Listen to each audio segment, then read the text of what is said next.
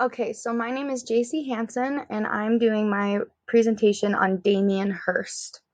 So, Damien Hirst was born in 1965 in Bristol and grew up in Leeds. In 1984, he moved to London, where he worked in construction before studying for a BA in fine art at Goldsmiths College from 1986 to 1989. Hirst has used his construction experience and experience with installation, sculpture, painting, and drawing to explore really complex relationships between art, life, and death. Hirst said, "Art's about life, and it can't really be about anything else. There isn't anything else." Something I've noticed and have been amazed by is how Hirst's work investigates and challenges the contemporary belief systems and dissects the tensions and uncertainties at the heart of the human experience. This is his intention, and his work is very successful in that area. His deliberately provocative art addresses beauty, death and rebirth, medicine, technology, and mortality. This image here on the page is an image of Damien Hirst. He's standing in front of one of his spot paintings. He did a series of these paintings that he says was a means to pinning down the joy of color. He said these paintings provided a solution to all problems he'd had with color. Here's some more of those dots paintings that he did. Hirst's dot pieces symbolize the presence of an artist's viewing eye and mind coming to terms with the world without having to touch the artwork themselves. It's Hirst's way of unifying a larger group in an interesting way. Something that I love here too is the use of color, and it's pretty sporadic but looks unified in a sense. Drawing has always been an essential part of Hirst's creative process. His sculptural works are initially thought out through detailed sketches, often including exact dimensions and notes. He also draws pretty obsessively for the sake of drawing. These are some of his sketches that he has done, and the bottom one is a picture that was on the first page of the first slide of my presentation, as well as you'll see it later on, like here. So, one of my favorite series that Hirst has done is this series, his natural history work, where he created a zoo of dead animals. Hirst is one of the most controversial artists, and this is why.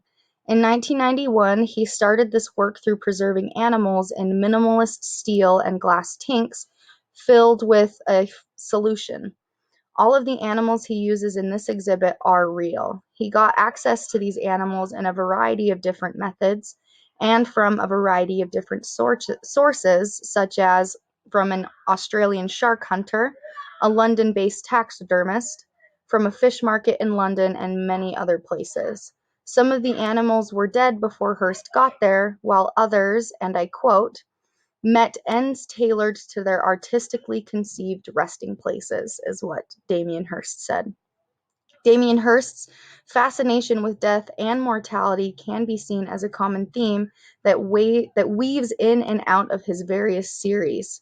All of his works are based on the notion of life and death and their precariousness, even in his Dot series, which we just looked at.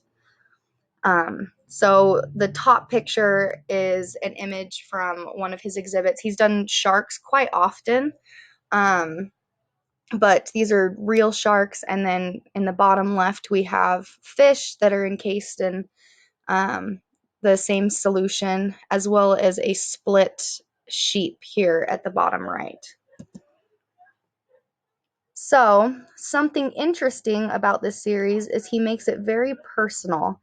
Everything is up to scale in this particular series, and he sometimes splits the piece so that you can literally step inside and get very close and very personal with these animals. Some of his pieces, he split a cow into, I think it was 8 different pieces, and he can rearrange them. And since these are real animals, you really do see so much entailed inside of these animals, and it's a very real exhibit, which is very, very intriguing. So, like I said, there is a lot of controversy in his work, which is understandable. Damien Hirst's work can be seen as very controversial. One of his pieces, which is made from a rotting cow and bull, was banned by New York public health officials because of the fear it would induce vomiting among the viewers. Obviously, the picture on the right isn't one of those pictures. I wasn't able to find an image of it. But this is one of his pieces that he did where he decorated a human skull in diamonds. But it kind of just adds to the controversy where he tries to create something so real. He uses things that are real to really influence the public that is viewing it. This is a series Hirst did with butterflies, creating a kaleidoscope imagery, all with the underlying theme of death. Looking at some of his pieces, I'm not saying that his work, considering how controversial it is necessarily good or bad. What I am saying, however, is that it is remarkably beautiful and thought-provoking. Hirst has discovered a way to allow a person to come face to face with death, and you personally get to react to it. It's a different way to looking at art. Life is art, and we associate life with art all the time. But death is a part of life and can be a beautiful thing as well as a very realistic thing. He takes both ends of the spectrum into consideration, and I have never spent longer looking at a work of art than I have with Damien Hirst's pieces. His work is daring and incredibly mind-blowing. It's almost a different way at looking at and using found objects. So this is just incredible to me, and obviously has brought up a lot of different controversy too with his use of butterflies. They're actual butterfly wings, and it looks like they could be up close stained glass windows, and from a distance no one would know. But even though they are real butterflies, I think it adds to the beauty of it. He's preserving life, and it's not like we haven't walked into a science classroom and seen a wall of butterflies. He arranges it in a different way, in which some people may think is wrong or good or bad, but I think it's remarkable. But here are all my sources, and if you have any questions, you can comment. But that's Damien Hirst. Thanks.